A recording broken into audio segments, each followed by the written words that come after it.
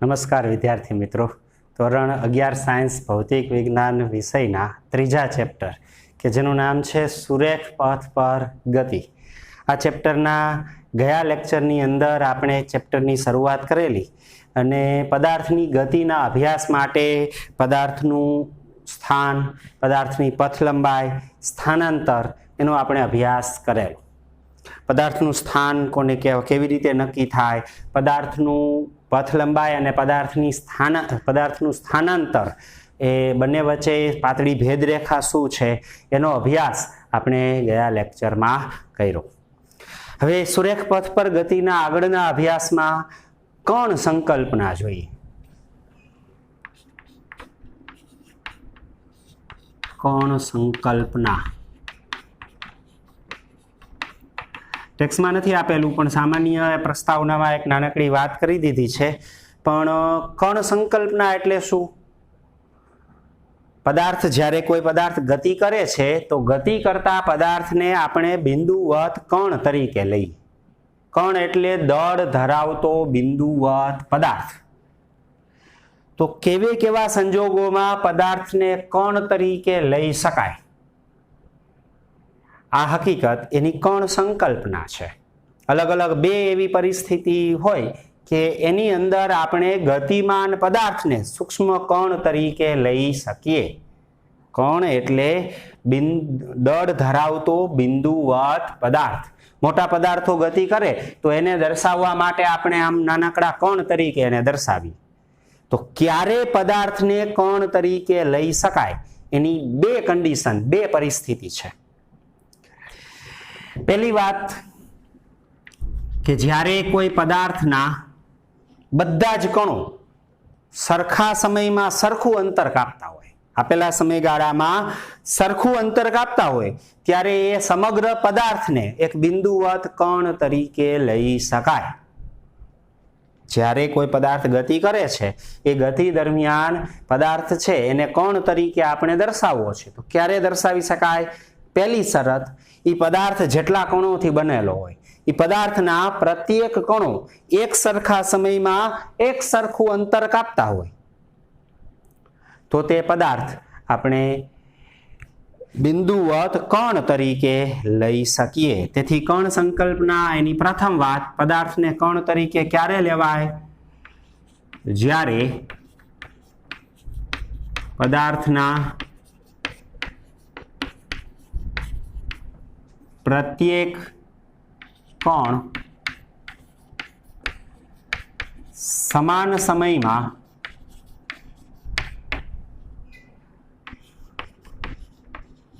સરખું અંતર કાપતા હોય.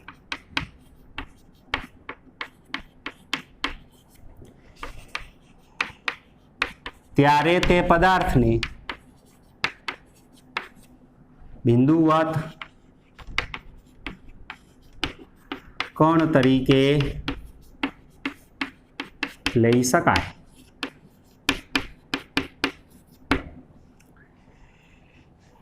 દાખલા તરીકે એક ઉદાહરણ આપું સમજવા માટે. ધારો કે આવો એક બ્લોક છે, કોઈ એક સમય અહીંયા છે. આ સપાટી ઉપર બ્લોક ગતિ કરતા કરતા અહીંયાથી અહીંયા પહોંચે છે. બ્લોક આ જ છે, પેલા અહીંયા હતો, પછી ગતિ કરતા કરતા અહીંયા પહોંચે. તો બ્લોકના આ છેડાના કણે અહીંયા સુધી પહોંચવા આપેલા સમયમાં કંઈક અંતર કાપ્યું હશે. ધારો કે ડી જેટલું અંતર કાપેલું છે. તો આ બ્લોકના આ છેડાના કણ અહીંયાથી અહીંયા પહોંચે છે, તો આપેલા સમયગાળામાં એને કાપેલું અંતર પણ ડી જેટલું જ હશે. પદાર્થના આ કણ એને કાપેલું અંતર એ ડી જ હશે. આપેલા સમયગાળામાં આ સમગ્ર પદાર્થ એના પ્રત્યેક કણો સરખા સમયમાં સરખું અંતર કાપે છે. પદાર્થ જેટલા કણોથી બનેલો હોય એ પ્રત્યેક કણો એક સરખું જ અંતર જો કાપતા હોય, તો આખા પદાર્થની ગતિનો અભ્યાસ કરતી વખતે પદાર્થના બધા જ કણોની ગતિનો અભ્યાસ કરવા બેસાય નહીં. શું કરવાનું? તો આખા પદાર્થને એક નાનકડા બિંદુવત કણ તરીકે લઈ શકાય. એ એક બિંદુવત કણ એ સમગ્ર પદાર્થના બધા જ કણોનું પ્રતિનિધિત્વ કરે છે.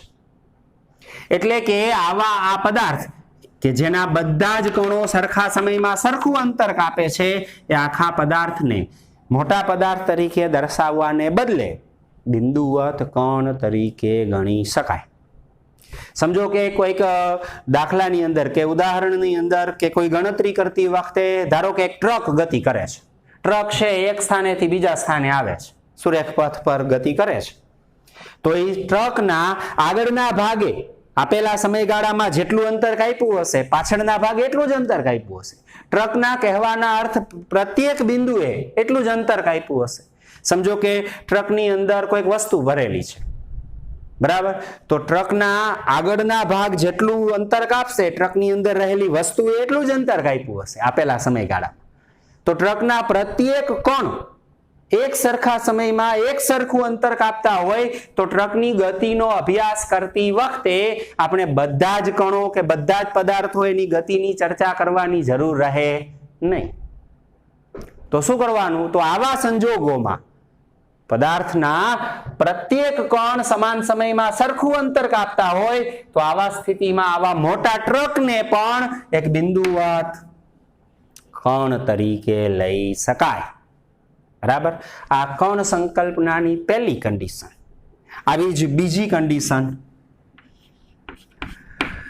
જ્યારે કોઈ પદાર્થના પરિમાણ પદાર્થો વચ્ચેના અંતરની સાપેક્ષે પ્રમાણમાં નાના હોય. કોઈ પદાર્થના પરિમાણ એટલે પદાર્થની લંબાઈ, પદાર્થની જાડાઈ, પદાર્થની પહોળાઈ, ગોળાકાર પદાર્થ હોય તો એનો વ્યાસ કે એની ત્રિજ્યા, આ બધા જ એના પરિમાણ છે. આ પદાર્થના પરિમાણ એ પદાર્થો વચ્ચેના અલગ અલગ પદાર્થો હોય તેમની વચ્ચેના અંતરની સાપેક્ષે જો અવગણ્ય રીતે નાના હોય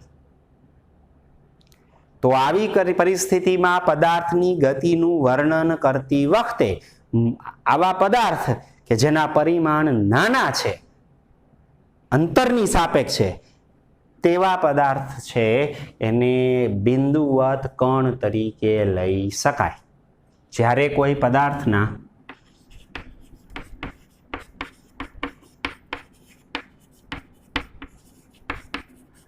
પરિમાણ બે પદાર્થો વચ્ચેના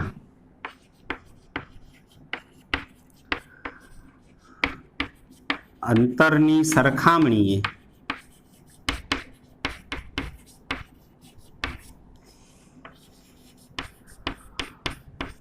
અવગણ્ય રીતે નાના હોય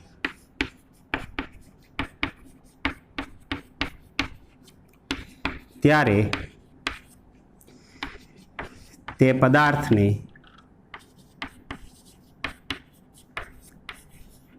બિંદુવત કણ તરીકે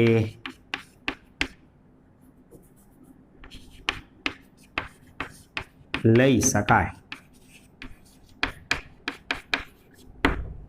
પદાર્થના પરિમાણ કેવા હોય તો કે પદાર્થો વચ્ચેના અંતરની સરખામણીએ નાના હોય. આવી સ્થિતિમાં, આવા સંજોગોમાં એ પદાર્થ ગમે એવડો મોટો હોય, એનું પરિમાણ ગમે તે હોય, પણ અંતરની સામે તો એ પરિમાણ નાનું હોય તો પદાર્થ છે નાનકડા કણ તરીકે લઈ શકીએ. દાખલા તરીકે સમજો કે ફૂટબોલનો દડો છે.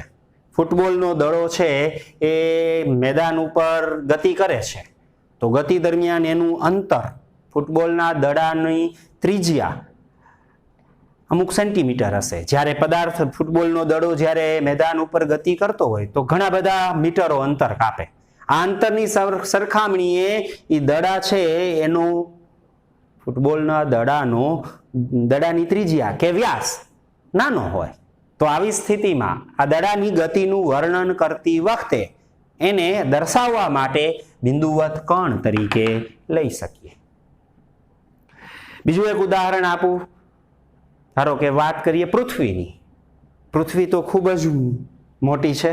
ગોળાકાર પૃથ્વી, એની ત્રિજ્યા 6400 કિલોમીટર છે, 6400 કિલોમીટર છે. છતાં પણ પૃથ્વી અને સૂર્ય વચ્ચેના અંતરની સરખામણીએ આ ત્રિજ્યા ઓછી છે, અવગણ્ય રીતે નાની છે. પૃથ્વીથી સૂર્યનું અંતર 1.496 ગુણ્યા 10⁻11 મીટર છે. આગળના ચેપ્ટરમાં આપણે આ વાત ભણી ગયા, જેને એક એસ્ટ્રોનોમિકલ યુનિટ કહેવાય. તો પૃથ્વીની ત્રિજ્યા 6400 કિલોમીટર આ પૃથ્વી અને સૂર્ય વચ્ચેના અંતરની સરખામણીમાં અવગણ્ય રીતે નાની હોવાથી જ્યારે આપણે સૌરમંડળની ચર્ચા કરતા હોય ત્યારે પૃથ્વીને આવા બિંદુવત કણ તરીકે દર્શાવી શકીએ. ક્યારે? સમજો કે આપણને ખબર છે કે આમ દર્શાવતી વખતે આમ સૂર્ય એસ વડે દર્શાવવું, આ ટપકું એ સૂર્ય છે, તો કઈ સૂર્ય આવો નાનો છે? પૃથ્વી સૂર્યની આસપાસ પરિભ્રમણ આમ કરે છે, તો આવા ટપકા વડે અહીંયા આમ ઈ વડે દર્શાવો તો શું પૃથ્વી આવડી ટપકા જેવડી છે, કણ જેવડી છે? ના. એને કણ તરીકે ક્યારે દર્શાવાય? તો કે જ્યારે એનું પરિમાણ પદાર્થો વચ્ચેના અંતરની સાપેક્ષે, સૂર્યથી પૃથ્વીનું અંતરની સાપેક્ષે પૃથ્વીની ત્રિજ્યા અવગણ્ય રીતે નાની છે, તો આવી સ્થિતિમાં પૃથ્વી, સૂર્ય જેવા મોટા પદાર્થોને પણ એના પરિમાણ અવગણ્ય રીતે નાના હોય તો આવી રીતે આમ દર્શાવતી વખતે એને ડોટ ટપકા વડે કણ તરીકે લઈ શકીએ. આમ અલગ અલગ આવી બે પરિસ્થિતિમાં પૃથ્વી મોટી હોવા છતાં પણ પૃથ્વીની ત્રિજ્યા મેં કીધું એમ 6400 કિલોમીટર છે, છતાં એની ગતિનો અભ્યાસ કરતી વખતે, એને દર્શાવતી વખતે આપણે પૃથ્વી અને સૂર્ય વચ્ચેનું અંતર એની ત્રિજ્યાની સામે ઘણું બધું મોટું છે, એટલે કે ત્રિજ્યા અવગણ્ય રીતે ઘણી બધી નાની છે. તેથી આવા સંજોગોમાં સમગ્ર વિશાળ પૃથ્વીને પણ બિંદુવત કણ તરીકે લઈ શકાય. આમ આવા સંજોગોમાં ભૌતિક વિજ્ઞાનની અંદર દર્શાવતી વખતે ગતિનો અભ્યાસ કરવા માટે આવા મોટા પદાર્થોને પણ કણ તરીકે દર્શાવીએ છીએ. બરાબર? એના માટેની આ બે કન્ડિશન છે. જ્યારે પદાર્થના પ્રત્યેક કણ સમાન સમયમાં સરખું અંતર કાપતા હોય ત્યારે તે પદાર્થને કણ તરીકે લઈ શકાય, અને જ્યારે પદાર્થના પરિમાણ બે પદાર્થો વચ્ચેના અંતરની સામે ખૂબ જ નાના હોય ત્યારે પણ આવા પદાર્થને બિંદુવત કણ તરીકે લઈ શકાય. આમ ભૌતિક વિજ્ઞાનમાં ગતિનો અભ્યાસ કરતી વખતે મોટા પદાર્થોને પણ નાના આમ દોરતી વખતે કે દર્શાવતી વખતે આમ ટપકા વડે દર્શાવીએ કે આ પૃથ્વી છે અને આ સૂર્ય છે, આવા ડોટ ટપકા વડે દર્શાવીએ. શું કામ? તો કે આ કન્ડિશનનું પાલન કરે છે. જ્યારે જ્યારે આ શરતનું પાલન થાય ત્યારે મોટા પદાર્થોને પણ એક બિંદુવત કણ તરીકે ગણી શકાય. તો આ પદાર્થની ગતિનો અભ્યાસ કરતી વખતે પદાર્થને ક્યારે કણ તરીકે, બિંદુવત કણ તરીકે લઈ શકાય, અહીંયા કણ સંકલ્પના છે. બરાબર? ત્યાર પછી હવે વાત કરીએ x વિરુદ્ધ t ના આલેખની. x વિરુદ્ધ t, સ્થાન x વિરુદ્ધ t ના આલેખો. ભૌતિક વિજ્ઞાનની અંદર ગતિનો અભ્યાસ કરવા માટે પદાર્થના સ્થાન x વિરુદ્ધ સમય t એનો આલેખ એક ઉપયોગી સાધન છે. ગતિ એનું વર્ણન ટૂંકમાં આલેખની મદદ વડે કરી શકાય. તેથી ગતિનું વર્ણન કરવા માટે આલેખ એક પાવરફુલ સાધન છે તેમ કહેવાય. સ્થાન x અને સમય t એનો આલેખ જો આકૃતિ 1 મુજબ દર્શાવેલો હોય, સમજો કે જ્યારે કોઈ પદાર્થ માટે સ્થાન x વિરુદ્ધ સમય t, y અક્ષ ઉપર સ્થાન x છે, આ x છે એ શું દર્શાવે? પદાર્થનું સ્થાન, અને x અક્ષ ઉપર t એ શું સમય દર્શાવે છે. જો x વિરુદ્ધ t નો સ્થાન વિરુદ્ધ સમયનો આલેખ સમજો કે આવો છે, સમયની અક્ષને સમાંતર, તો પદાર્થનું આ પ્રત્યેક સમયે સ્થાન આટલું જ છે. અહીંયા સમજો કે આ સ્થાન મીટરમાં હોય ને અહીંયા ધારો કે 25 મીટર આમ છે, તો આ સમયે સ્થાન 25 મીટર, અહીંયા કોઈક સમય t1, t2, t3, t4 દરેક સમયે એનું સ્થાન 25 મીટર જ છે. તેથી જ્યારે પણ સ્થાન x વિરુદ્ધ સમય t નો આલેખ સમયની અક્ષને સમાંતર હોય ત્યારે પદાર્થ સ્થિર છે તેમ કહેવાય, ગતિ કરતો નથી. જ્યારે પણ સ્થિર પદાર્થનું વર્ણન કરવું હોય ત્યારે ટૂંકમાં આકૃતિ સ્વરૂપે, આલેખ સ્વરૂપે આવો આલેખ દોરી શકાય. x વિરુદ્ધ t નો આલેખ આવો આપે અને એમ કહે કે પદાર્થની ગતિનું વર્ણન કરો, તો કહી શકાય કે જ્યારે x વિરુદ્ધ t નો આલેખ એ t ની અક્ષને સમાંતર હોય ત્યારે પદાર્થ સ્થિર છે અથવા પદાર્થ ગતિ કરતો નથી એમ કહેવાય. પદાર્થનું અહીંયા પ્રત્યેક સમયે સ્થાન 25 મીટર જ છે. પદાર્થ સ્થાન જ નથી બદલતો, સ્થાનમાં જ ફેરફાર નથી થતો, તો પદાર્થ ગતિ કરતો નથી, પદાર્થ સ્થિર છે. તેથી પહેલી વાત, આવી આકૃતિ મુજબ એટલે કે x વિરુદ્ધ t નો આલેખ સમયની અક્ષને સમાંતર હોય ત્યારે પદાર્થ ગતિ કરતો નથી, એટલે કે પદાર્થ સ્થિર છે તેમ કહેવાય. બરાબર. બીજી વાત, જ્યારે કોઈ પદાર્થ એના સ્થાન x વિરુદ્ધ સમય t, આ x એ પદાર્થનું સ્થાન સૂચવે છે અને t એ સમય છે. x વિરુદ્ધ t નો આલેખ જો આ રીતે આવો સુરેખા હોય, x વિરુદ્ધ t નો આલેખ આ રીતે આમ સીધી રેખા સુરેખા છે, નિશ્ચિત ઢાળ ધરાવતી કોઈ એક સુરેખા છે. આ યામાક્ષ પદ્ધતિનું અહીં આને અનુરૂપ આ x અક્ષ અને y અક્ષનું ઉગમ બિંદુ છે. x અક્ષ ઉપર સ્થાન y અક્ષ ઉપર સ્થાન x છે અને x અક્ષ ઉપર સમય t છે. જો પદાર્થના અલગ અલગ સમયે એના સ્થાન દર્શાવી અને આલેખ દોરીએ, જો આલેખ આવો સુરેખા મળે તો સમજવાનું કે પદાર્થ નિયમિત ગતિ કરે છે. અચળ વેગથી અથવા અચળ ઝડપથી. વેગ, ઝડપ શું આગળ 9મા ધોરણમાં તમે ભણી જ ગયા છો, ફરીથી પણ આગળ અહીંયા આ ચેપ્ટરમાં આપણે ભણશું. પણ અત્યારે એટલું ચોક્કસ યાદ રાખીએ કે જ્યારે પદાર્થ દરેક સરખા સમયગાળામાં સરખું અંતર કાપતો હોય, એટલે કે નિયમિત ગતિથી ગતિ કરતો હોય, ત્યારે એના સ્થાન x વિરુદ્ધ સમય t નો આલેખ આવી સુરેખા મળે. જ્યારે ગ્રાફ આવો હોય ત્યારે પદાર્થ સ્થિર હોય, જ્યારે x વિરુદ્ધ t નો આલેખ આવી સુરેખા મળે ત્યારે પદાર્થ નિયમિત ગતિથી આગળ વધે છે તેમ કહેવાય. પદાર્થ નિયમિત ગતિ અથવા અચળ વેગી ગતિ કરે છે તેમ કહેવાય. તેથી જ્યારે કોઈ પદાર્થ નિયમિત વેગથી ગતિ કરતો હોય ત્યારે કોઈ નિશ્ચિત સમયગાળામાં આટલા સમયમાં જેટલું સ્થાનમાં ફેરફાર કરશે એટલા જ સમયગાળામાં વળી બીજું એટલું જ સ્થાનાંતર કરશે, વળી એટલા જ સમયગાળામાં ત્રીજું એટલું જ, એટલે નિયમિતતા છે. તેથી x વિરુદ્ધ t નો આલેખ આવી સુરેખા હોય તો પદાર્થ નિયમિત ગતિ કરે છે તેમ કહેવાય. જ્યારે કોઈ પદાર્થની નિયમિત ગતિનું વર્ણન કરવાને બદલે આલેખ આપે ત્યારે જ્યારે આલેખ આવો હોય ત્યારે સમજી જવાનું કે પદાર્થનો x વિરુદ્ધ t નો આલેખ આવી રીતે સુરેખા હોય. ઉગમ બિંદુમાંથી પસાર થતી આવી સુરેખા એ પદાર્થની નિયમિત ગતિનું વર્ણન કરે છે.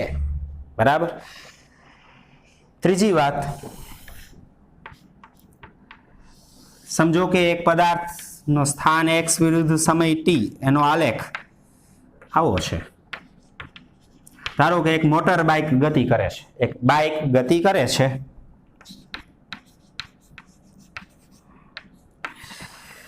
ગતિની શરૂઆત શૂન્ય સ્થાનથી કરે, એટલે શરૂઆતમાં આપણને ખબર છે બાઇક શરૂ કરીએ એટલે ધીમે ધીમે એની ઝડપ વધતી જાય, પછી અમુક હદ સુધી ઝડપ વધી જાય, પછી લીવર આપણે ફિક્સ કરી દઈએ એટલે અચળ ઝડપથી ગતિ કરે, અને પછી જ્યારે આપણા ડેસ્ટિનેશને પહોંચી જાય, નિશ્ચિત સ્થાને પહોંચી જાય, પછી આપણે બ્રેક લગાવી અને વાહનને ઊભું રાખીએ એટલે એ ઝડપ ધીમે ધીમે ઘટતી જાય.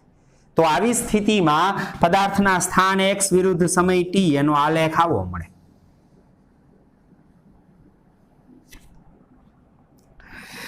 શરૂઆતમાં પદાર્થ બાઇક સ્થિર છે, ધીમે ધીમે પોતાની ઝડપ વધારે છે, એટલે ઝડપમાં વધારો કરે તો શરૂઆતની આ ગતિ પ્રવેગી ગતિ હોય.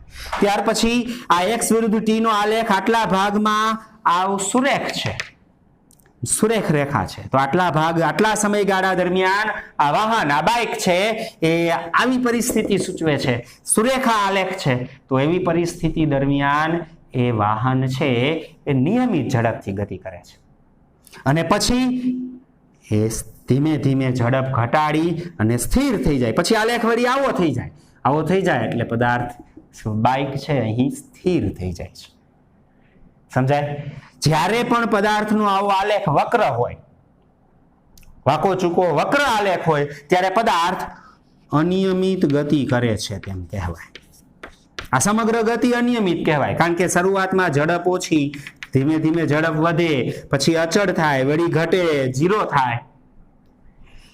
એટલે આવા પ્રકારે જ્યારે સ્થાન x વિરુદ્ધ t નો આલેખ એ વક્ર આલેખ હોય ત્યારે પદાર્થ અનિયમિત ગતિ કરે છે, એની ઝડપ બદલાતી હોય છે, એટલે કે અનિયમિત ગતિ કરે છે તેમ કહેવાય. તેથી કોઈ પણ પદાર્થ છે એની ગતિનું વર્ણન આપણે કરવું હોય તો વર્ણન શબ્દોમાં કરી શકાય, પણ ભૌતિક વિજ્ઞાનની અંદર ટૂંકમાં એને ગણિતનો ઉપયોગ કરી, આલેખનો ઉપયોગ કરી અને આ રીતે પદાર્થની ગતિ એ સાંકેતિક રીતે આકૃતિની ભૂમિતિ પરથી આલેખ દ્વારા x વિરુદ્ધ t ના આલેખ દ્વારા દર્શાવી શકાય. જ્યારે x વિરુદ્ધ t નો આલેખ આવો હોય સમયની અક્ષને સમાંતર, ત્યારે પદાર્થ ગતિ નથી કરતો, સ્થિર હોય. x વિરુદ્ધ t નો આલેખ સુરેખા હોય ત્યારે પદાર્થ નિયમિત અચળ ઝડપથી કે અચળ વેગથી ગતિ કરે છે તેમ કહેવાય. જ્યારે x વિરુદ્ધ t નો આલેખ વક્ર હોય ત્યારે પદાર્થ છે પોતાની ઝડપ બદલતો હોય, એટલે કે અનિયમિત ગતિ કરે છે તેમ કહેવાય. બરાબર? આમ x વિરુદ્ધ t ના આલેખની મદદ વડે ટૂંકમાં પદાર્થની ગતિનું વર્ણન કરી શકાય છે. બરાબર? હવે આ પદાર્થની આ ગતિના x વિરુદ્ધ t ના આ આલેખ પછી આપણે પદાર્થનો સરેરાશ વેગ એનો અભ્યાસ કરીએ. ત્યાર પછીનો ટોપિક છે સરેરાશ વેગ.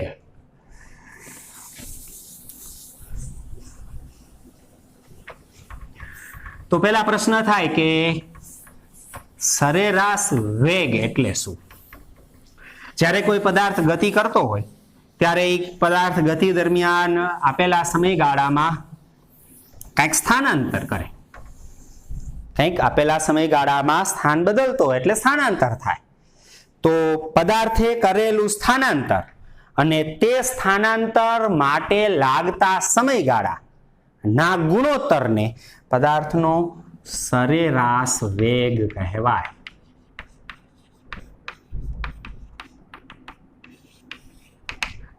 ગતિમાન પદાર્થે કરેલા સ્થાનાંતર અને ઈ સ્થાનાંતર માટે જરૂરી સમયગાળા નો ગુણોત્તર તે સમયગાળા દરમિયાન પદાર્થનો સરેરાશ વેગ કહેવાય.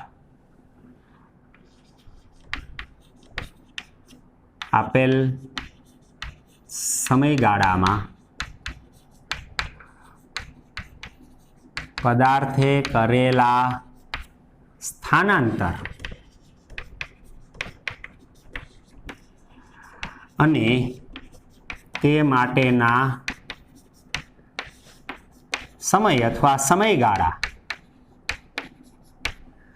ના ગુણોત્તરને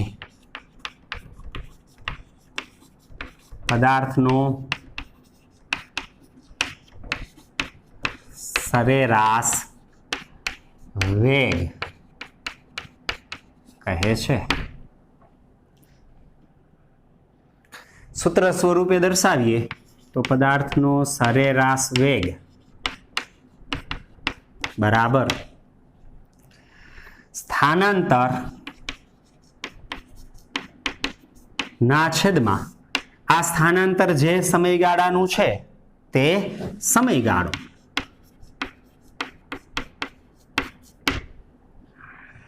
આમ સરેરાશ વેગ એટલે સ્થાનાંતરના છેદમાં સમયગાળો. સરેરાશ વેગને દર્શાવવા માટે આપણે v સંજ્ઞા દર્શાવીએ છીએ. v ઉપર આમ લીટી કરવામાં આવે અથવા તો આમ એંગ્યુલર બ્રેકેટમાં v વડે દર્શાવવામાં આવે છે. જો આપેલા ગતિમાન પદાર્થ ડેલ્ટા t સમયમાં ડેલ્ટા x જેટલું સ્થાનાંતર અનુભવે તો સરેરાશ વેગ બરાબર સ્થાનાંતર ડેલ્ટા x ને સમયગાળો ડેલ્ટા t, જ્યાં ડેલ્ટા x સ્થાનાંતર છે અને ડેલ્ટા t તે માટેનો સમય છે અથવા સમયગાળો છે. આમ સરેરાશ વેગ એટલે સ્થાનાંતરના છેદમાં સમયગાળો, ડેલ્ટા એક્સ ના છેદમાં ડેલ્ટા ટી. સમજો કે કોઈ એક પદાર્થ છે એ T1 સમયે પદાર્થનું સ્થાન ધારો કે x1 છે, થોડા સમય પછી T2 સમયે પદાર્થનું સ્થાન x2 છે. તો આ સમયનો તફાવત સમયગાળો કહેવાય, સ્થાનનો તફાવત સ્થાનાંતર કહેવાય. તો અહીં પદાર્થનું પ્રારંભિક સ્થાન x1 ને અંતિમ સ્થાન x2 હોય તો સ્થાનાંતર શું લખાય? ડેલ્ટા x ની જગ્યાએ x2 માઇનસ x1. પ્રારંભિક સમય T1 છે, અંતિમ સમય T2 હોય તો સમયગાળો શું દર્શાવાય? T2 minus T1. તેથી સરેરાશ વેગને આવી રીતે પણ દર્શાવાય, x2 માઇનસ x1 છેદમાં T2 માઇનસ T1. અંતિમ સ્થાન માઇનસ પ્રારંભિક સ્થાન છેદમાં અંતિમ સમય માઇનસ પ્રારંભિક સમય. સરેરાશ વેગ એ સદિશ રાશિ છે. સરેરાશ વેગ એ કેવી રાશિ છે? સદિશ રાશિ છે. તેથી એની સાથે ચોક્કસ દિશા સંકળાયેલી છે, કારણ કે સરેરાશ વેગ એ સ્થાનાંતર અને સમયગાળાનો ગુણોત્તર છે. સમયગાળો અદિશ છે, સમયને દર્શાવવા દિશાની જરૂર નથી, પણ સ્થાનાંતર ચોક્કસ દિશામાં જ હોય. તેથી સ્થાનાંતર સદિશ રાશિ હોવાથી સરેરાશ વેગ પણ સદિશ રાશિ છે. સદિશ રાશિ હોય તો એ ધન, ઋણ કે શૂન્ય હોઈ શકે. તેથી સરેરાશ વેગ પણ ધન, ઋણ કે શૂન્ય હોઈ શકે. સરેરાશ વેગ ગતિ કરતા પદાર્થનો ધન, ઋણ કે શૂન્ય બની શકે. સમજો કે એક પદાર્થ એક સ્થાનેથી ગતિ કરતા કરતા ફરીને ફરી પાછો ત્યાં જ પહોંચે તો પ્રારંભિક અને અંતિમ સ્થાન સરખા હોય. પ્રારંભિક અને અંતિમ સ્થાન જો સરખા હોય તો સ્થાનાંતર 0 થાય, અને સ્થાનાંતર 0 થાય તો સરેરાશ વેગ 0 થાય. જો સ્થાનાંતર ધન હોય તો સરેરાશ વેગ ધન, જો સ્થાનાંતર ઋણ હોય તો સરેરાશ વેગ ઋણ. સમયગાળો ક્યારેય ઋણ હોય નહીં, બરાબર? તેથી સ્થાનાંતર જો ધન તો સરેરાશ વેગ ધન, સ્થાનાંતર ઋણ સરેરાશ વેગ ઋણ. સ્થાનાંતર જો શૂન્ય હોય તો સરેરાશ વેગ શૂન્ય મળે. આમ સરેરાશ વેગ સદિશ રાશિ છે, તે ધન, ઋણ કે શૂન્ય હોઈ શકે. સરેરાશ વેગ એ મીટર પર સેકન્ડ એકમમાં મપાય. સરેરાશ વેગનો એકમ સ્થાનાંતરનો એકમ છેદમાં સમયગાળાનો એકમ. સ્થાનાંતરનો એસઆઈ એકમ મીટર, સમયનો એસઆઈ એકમ સેકન્ડ. તેથી મીટર પર સેકન્ડ અથવા વ્યવહારમાં કિલોમીટર પર અવર. કિલોમીટર પર અવર એકમમાં પણ સરેરાશ વેગ માપી શકાય. સરેરાશ વેગની જેમ જ અન્ય એક રાશિ સરેરાશ ઝડપ છે. સાવ સરળ છે. ફર્ક જેવો પથ લંબાઈ અને સ્થાનાંતર વચ્ચે છે, એવો જ ફર્ક સરેરાશ વેગ અને સરેરાશ ઝડપ વચ્ચે છે. તો આ સરેરાશ ઝડપ આપણે જોઈએ.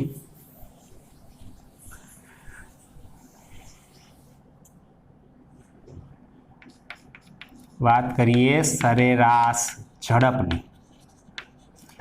વ્યવહારમાં વેગ અને ઝડપ આપણે એક સરખા અર્થમાં વાપરતા હોય છે, પરંતુ ભૌતિક વિજ્ઞાનની દ્રષ્ટિએ આ વેગ અને ઝડપ બંને એક નથી, અલગ અલગ છે.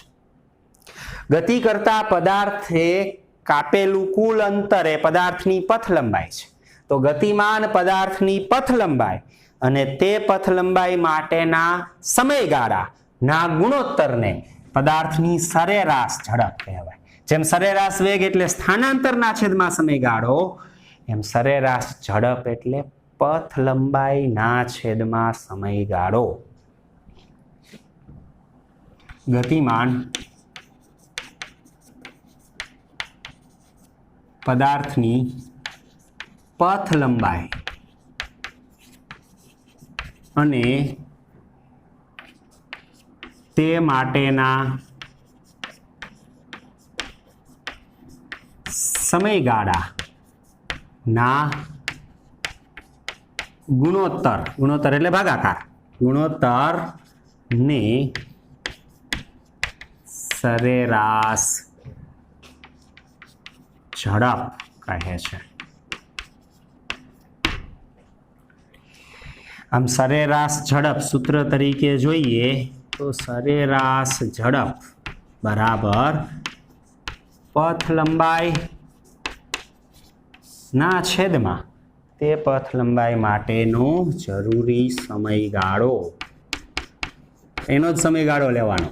પદાર્થ છે એ અંતર કાપે છે, કાપેલું અંતર એટલે પથ લંબાઈ. તો આ અંતર કાપવાનો જે સમયગાળો છે એ જ સમયગાળા સાથે એનો ભાગાકાર એટલે કે ગુણોત્તર પદાર્થની સરેરાશ ઝડપ આપે છે.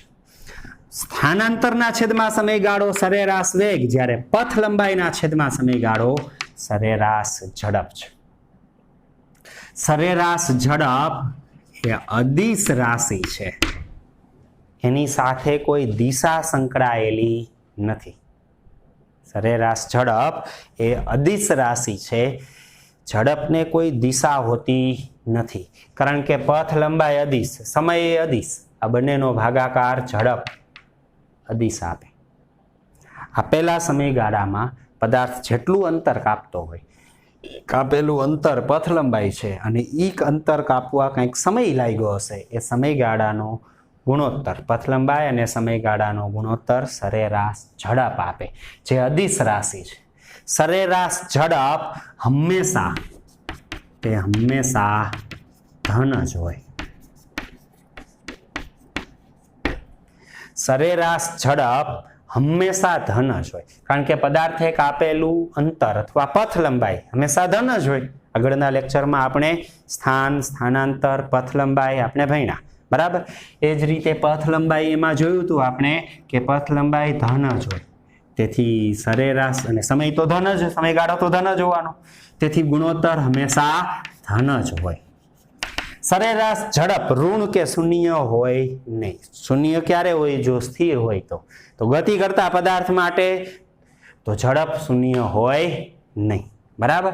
તેથી ગતિમાન પદાર્થ એની સરેરાશ ઝડપ ક્યારેય શૂન્ય કે ઋણ હોતી નથી. જો સરેરાશ ઝડપ શૂન્ય હોય તો પદાર્થ ગતિ કરે છે તેમ કહેવાય નહીં. તેની સાથે દિશા સંકળાયેલી નથી, તેથી તે અદિશ રાશિ છે અને તે હંમેશા ધન જ હોય છે.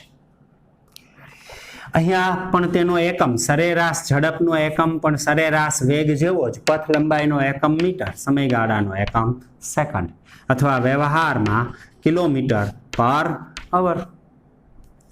પથ લંબાઈ અંતર કિલોમીટરમાં, સમય કલાકમાં માપીએ તો કિલોમીટર પર અવર, કિલોમીટરના છેદમાં કલાક, બરાબર. આ સરેરાશ ઝડપના આ એકમો છે. બંનેના એકમ, પરિમાણ કે પારિમાણિક સૂત્ર સરખા છે. આગળના ચેપ્ટરમાં આપણે પરિમાણ, પારિમાણિક સૂત્ર ભણ્યા. તો વેગ અને ઝડપ એકમની દ્રષ્ટિએ કે પારિમાણિક દ્રષ્ટિએ સરખા છે, પણ ભૌતિક રાશિની દ્રષ્ટિએ અલગ અલગ છે. બંનેના સૂત્ર, એક સ્થાનાંતરના છેદમાં સમયગાળો અને બીજો પથ લંબાઈના છેદમાં સમયગાળો. એક સદિશ રાશિ છે, બીજી અદિશ રાશિ છે. સ્થાનાંતર ધન, ઋણ કે શૂન્ય હોઈ શકે, જ્યારે પથ લંબાઈ હંમેશા ધન જ હોય. તેથી સરેરાશ વેગ ધન, ઋણ કે શૂન્ય હોઈ શકે, પણ સરેરાશ ઝડપ તો હંમેશ માટે એ ધન જ હોય છે. બંનેના પારિમાણિક સૂત્ર અને એકમો સરખા છે. હવે ગતિ કરતા પદાર્થ માટે જો પદાર્થ સુરેખ માર્ગે આમ એક જ દિશામાં પાછો વળ્યા વગર જો સુરેખ માર્ગે ગતિ કરતો હોય, પાછો વળતો જ નથી, એક જ દિશામાં સતત ગતિ કરે, એક જ પરિમાણમાં સુરેખ પથ ઉપર, તો આપણને ખબર છે કે પદાર્થની પથ લંબાઈ અને સ્થાનાંતર સરખા થાય.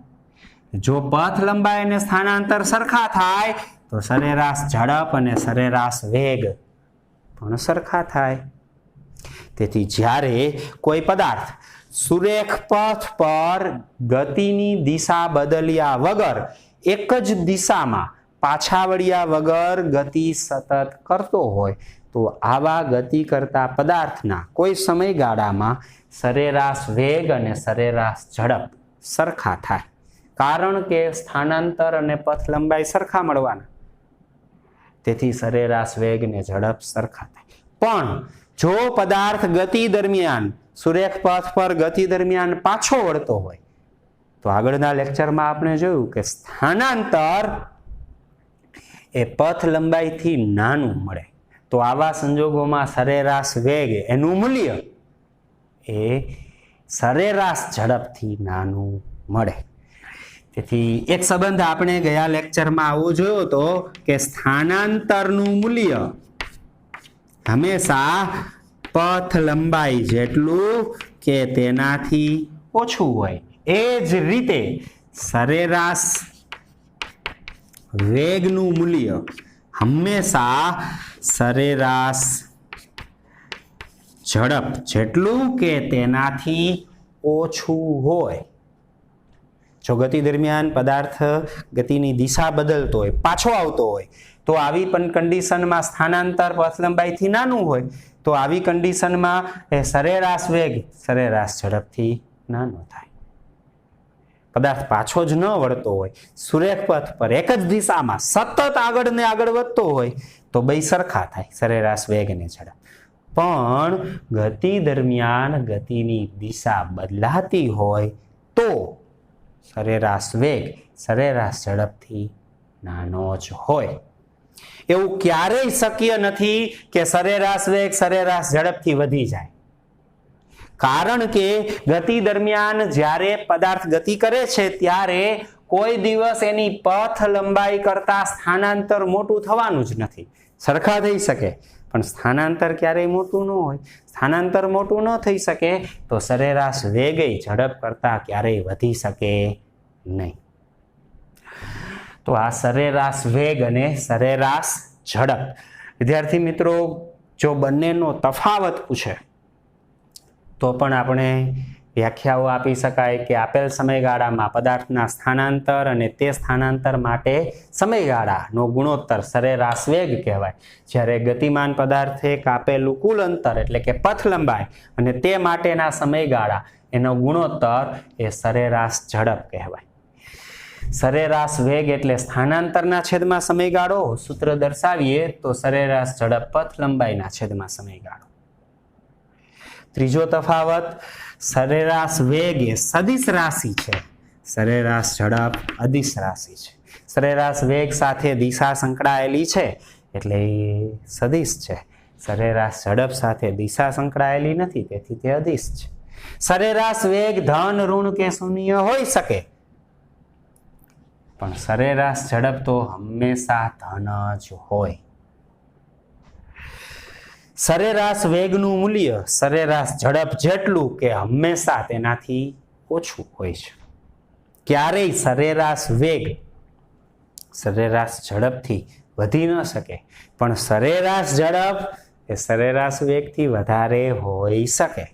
તો આ કેટલાક સરેરાશ વેગ અને સરેરાશ ઝડપ આ બંનેના તફાવત છે.